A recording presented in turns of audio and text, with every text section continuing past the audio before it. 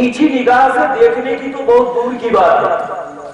ارے کوئی اہل بیت کو ترچھی نگاہ سے بھی دیکھ لے تو میں کہتا ہوں گستاخی ہو، کیونکہ قدموں میں اہل بیت کے ملتا ہے زمانہ. قدموں میں اہل بیت کے ملتا ہے زمانہ. اگر دیکھنا ہے تو جا کر کے اجمیر چلے جا. دیکھنا ہے تو جا، کہاں جا؟ اجمیر چلا جا، کیونکہ اجمیر کی وہ دھرتی ہے جہاں ٹھوکر مارا پیر سے. بعض لوگ کہتے ہیں کہ انا ساگر ہاتھ میں پکڑا گیا تھا. نہیں، میں کہتا ہوں کہ حضرت خواجہ بیٹھے ہوئے ہیں، انا ساگر کی طرف قدم کیا تھا اور بتا دیا تھا انا ساگر کو، اے انا ساگر، اگر تو آج نہیں آیا، اگر تو آج نہیں آیا اور اگر میرے نانا جان کے پاس کوثر پینے کے لیے گیا تو اس سے محروم کر دوں گا. ڈر سے انا ساگر کاسے میں آ گیا، کیونکہ جلال اہل بیت میں طاقت ہی کچھ ایسی ہے. جلال اہل بیت میں طاقت ہی کچھ ایسی ہے. اسی طاقت و قوت کا وہ چمکتا ہوا شیر، اسی طاقت و قوت کا للکارتا ہوا شیر جب تمام لوگوں کو القصہ تمام ہو گیا، جب دیکھ لیا گیا کہ شان اہل بیت پوری دنیا میں پھیلتی جا رہی ہے. ماحول ہوتا ہے، کوئی اگر آگے بڑھتا ہے تو جو بھیڑیا ہوتا ہے وہ پلان بناتے رہتا ہے کہ شیر کو مارا کیسے جائے. جنگلوں کی بات کرتے ہیں، اب جنگل میں یہ شیر ہو تو تمام بھیڑیا تو وہ پلان بناتے رہے ہیں یہ شیر کو گھیرا کیسے جائے. سامنے آنے کی تو کسی کو طاقت ہوتی نہیں، کیونکہ اگر شیر کے سامنے کوئی آ جائے گا تو شیر کو فوراً نکل جائے گا. اور حسین کسی ایسا ویسا شیر نہیں تھا. ارے نبی نے کہا تھا علی تو شیر خدا ہے، سبحان اللہ، علی تو سیف اللہ ہے. علی تیرے ہاتھوں میں تو تلوار ایسی لگتی ہے جیسے کہ کسی کے ہاتھ میں لکڑی. علی تو ایسا شیر ہے، تو ایمان کی جان، سنیت کی پہچان، چلتا پھرتا قرآن، ہم عاشقوں کی جان کرنے والی ہے. اب اسی علی کا شیر بھی تو شیر ہی ہوگا، کیونکہ شیر کا بچہ بکری نہیں ہوتا، شیر ہی ہوتا ہے. شیر کا بچہ شیر، بکری کا بچہ بکری. مگر اب ذرا دیکھنا، شیر کا بچہ شیر، لیکن حضرت امیر معاویہ علیہ رحمت و رضوان وہ بھی کون تھے؟ وہ تھے جو نبی پاک کے جانب جبرائیل جو آتے نا، وحی لے کر آتے تھے نا، قرآن لے کر آتے تھے نا، تو قرآن کو حضرت امیر معاویہ لکھا کرتے تھے نبی کے بازو میں بیٹھ کر. کاتب وحی حضرت امیر معاویہ. مگر اللہ نے حضرت امیر معاویہ کو صحابیت کا مرتبہ دیا، صحابیت کا مرتبہ دیا. اب کوئی اگر امیر معاویہ کی شان میں گستاخی کرے تو وہ صحابہ کی شان میں گستاخی ہے، اور صحابہ کی شان میں گستاخی کرنے والا شخص کافر. لہذا امیر معاویہ علیہ رحمت و رضوان ہماری جان، ہماری پہچان، سنیت کا فرمان، چلتا پھرتا قرآن، ہماری عاشقوں کی پہچان کرنے والی معاویہ. کیوں ہمیں حق نہیں ہوتا کہ حضرت امیر معاویہ کو برا بھلا کہا جائے؟ نہیں ہوتا. کیوں نہیں ہوتا؟ اس لیے کہ میں آپ کو بتاتا ہوں، ایک مثال دیتا ہوں. ذرا بتائیے کہ اگر کوئی شخص نبی کی داڑھی کو پکڑ لے، نبی کی داڑھی کو پکڑ لے تو بتاؤ نبی کو داڑھی کو پکڑنے والے شخص کیا ہو جائیں گے؟ کافر ہے نا، کافر ہوں گے. تمام متفقہ فیصلہ ہے کہ نبی کو داڑھی کو جس شخص نے پکڑا وہ شخص کیا ہو گیا؟ کافر ہو گیا. اب ذرا بتاؤ حضرت موسیٰ جب 40 دن کوہ طور پر گئے، اس کے بعد جب لوٹ کر آئے تو دیکھا کہ ہماری قوم بالکل ادھر ادھر گمراہی کے عالم میں پھر رہی ہے. حضرت ہارون علیہ السلام کے پاس گئے اور پوچھنے سے پہلے حضرت موسیٰ علیہ السلام نے حضرت ہارون کے داڑھی کو پکڑ لیا. اور پکڑ کر قرآن کہتا ہے کہ موسیٰ علیہ السلام نے حضرت ہارون کے داڑھی کو پکڑ کر ایک گھوسا مارا. حضرت ہارون بھی نبی ہے نا, اور نبی کے داڑھی کو پکڑنا کفر ہے, تو کیا کوئی موسیٰ کو کافر کہے گا؟ اگر کہا تو وہ گیا, اگر کہا تو وہ گیا. کیوں؟ اس لیے کہ مرتبے میں برابر. اب جو جب مرتبے میں برابر ہے تو آپ کسی ان کے نیچے مرتبے والے کو حق نہیں ہوتا کہ دونوں کے درمیان کوئی تیسرا فیصلہ کرے. تو جب موسیٰ اور ہارون کو ایک دوسرے کو پکڑنے میں کوئی گستاخی نہیں ہے, تو اب حضرت امیر معاویہ اور حضرت علی کے درمیان جب جنگ ہو گئی تو اب دونوں کے دونوں صحابی حضرت علی اور حضرت امیر معاویہ کے درمیان جب جنگ ہو گئی تو دونوں کے دونوں صحابی اب کسی غیر صحابی کو یہ عادت نہیں ڈالنی چاہیے کہ ایک کو صحیح کہے اور دوسرے کو غلط کہے, کیونکہ صحیح اور غلط کہنے کے لیے تمہیں پہلے ان کے مرتبے تک پہنچنا ہوگا.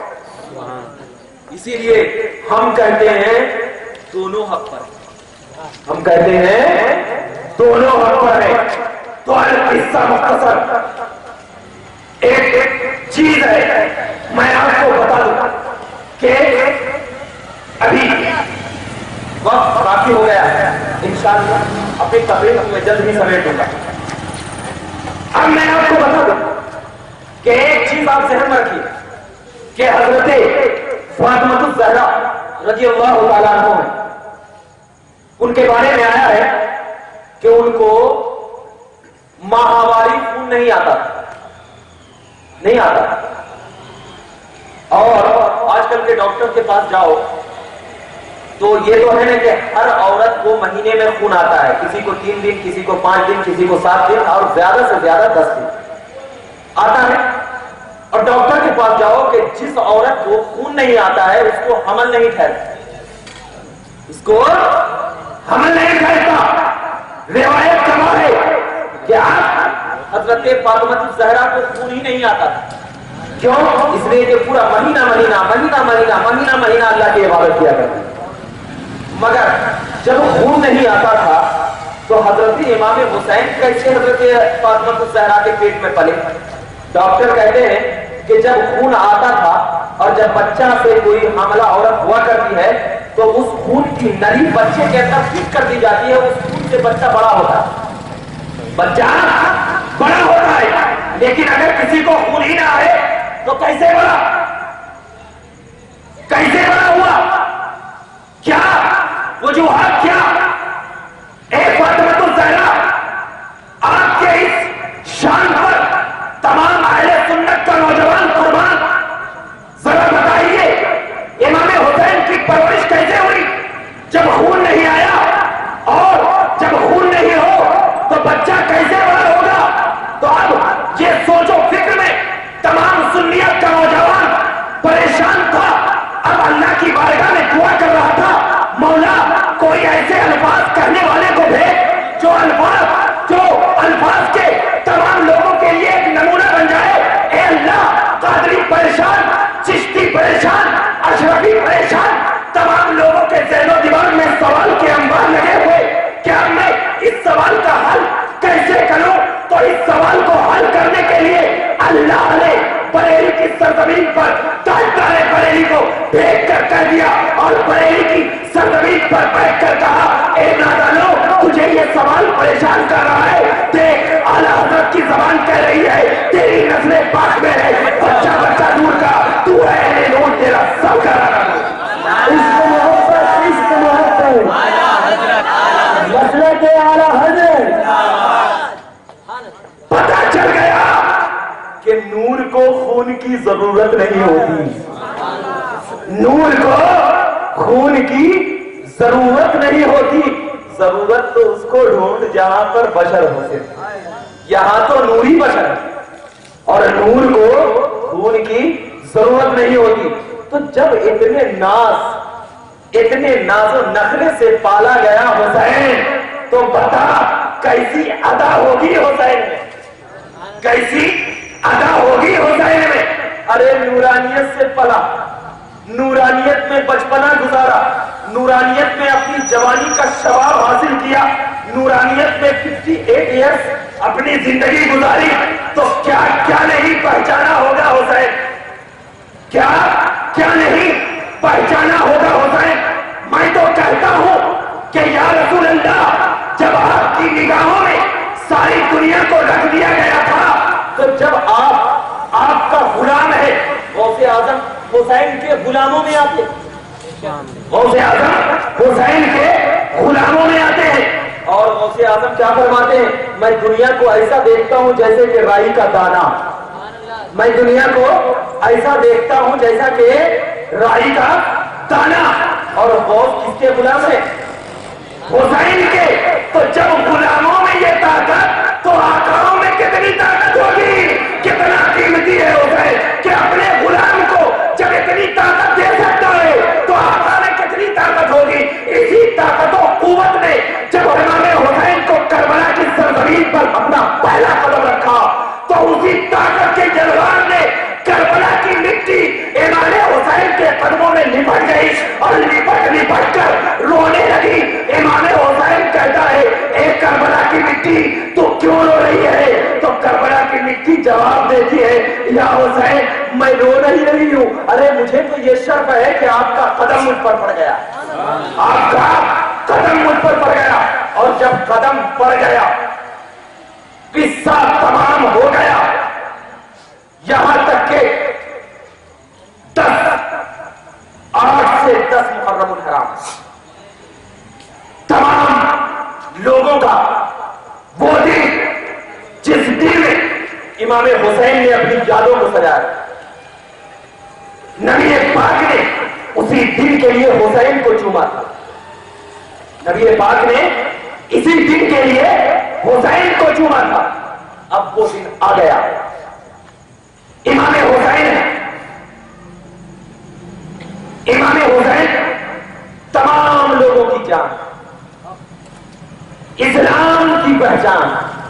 میں ایک سوال دیتا ہوں کہ امام حسین کے بعد کوئی شہید نہیں ہوا، امام حسین کے بعد کوئی شہید نہیں ہوا، تو ہمارا دل کہتا ہے اگر امام حسین پہلے شہید ہو جاتے تو یہ 72 لوگ 72 جو تھے ان کے ساتھ بچ جاتے۔ امام حسین نے کیوں سب کو آگے بھیجتا دیا؟ کیوں بھیجا؟ حضرت عباس گئے، میدان میں شیر کی للکار لگائی،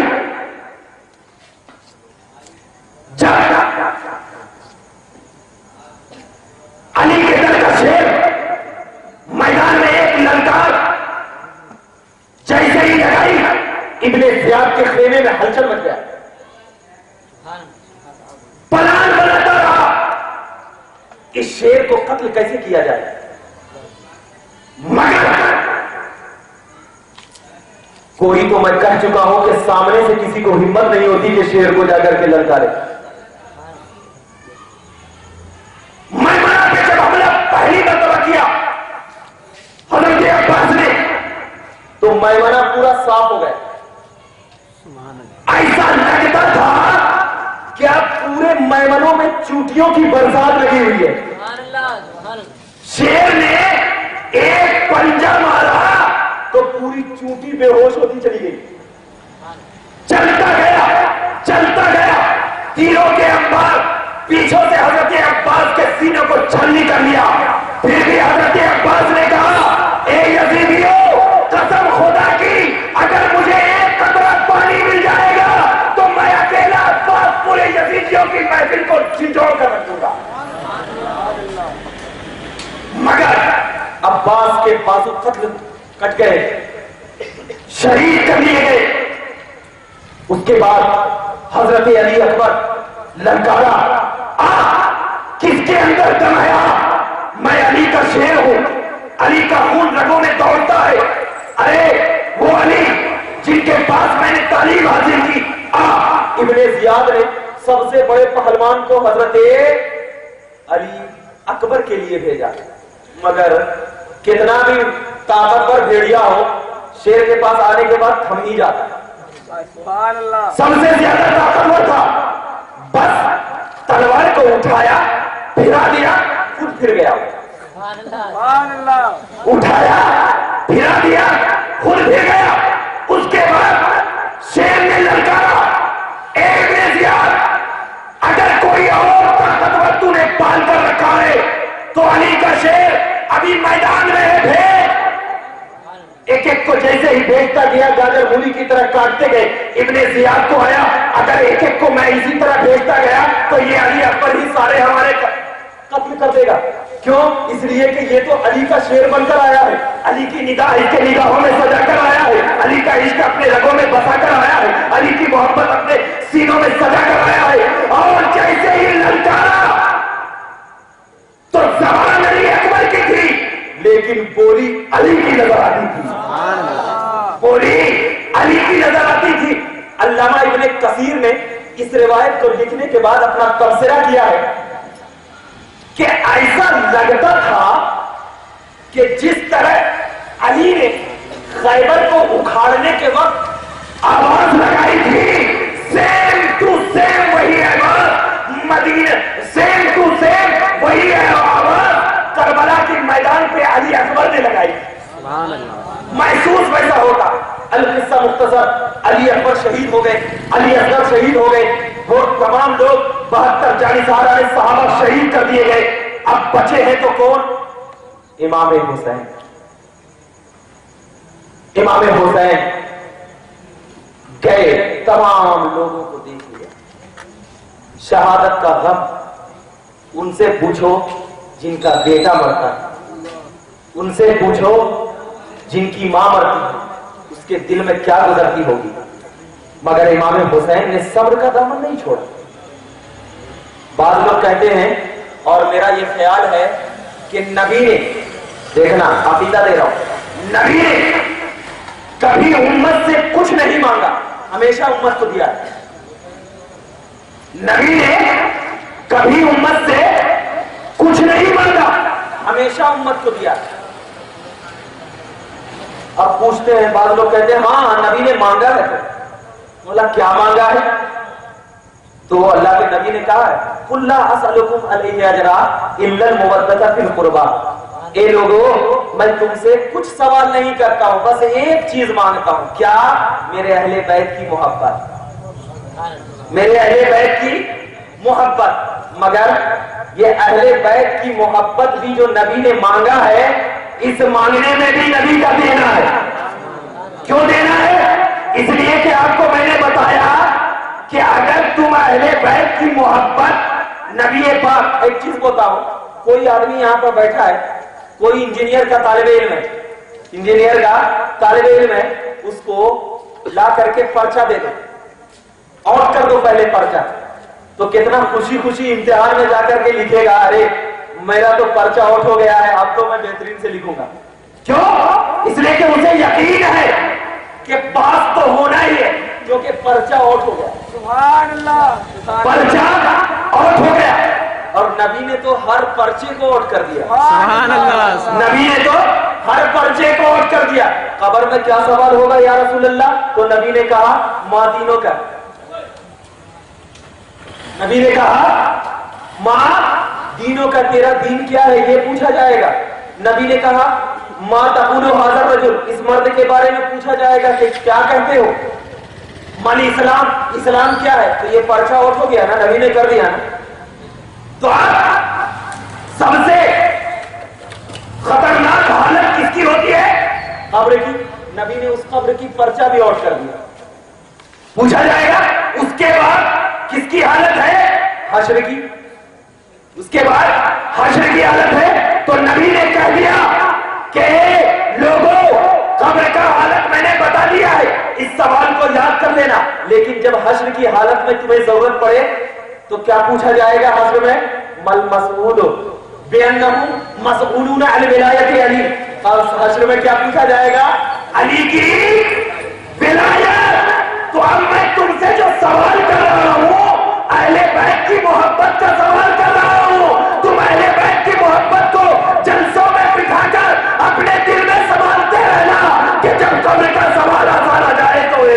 علی بھی تمہارے رگوں میں آ جائے.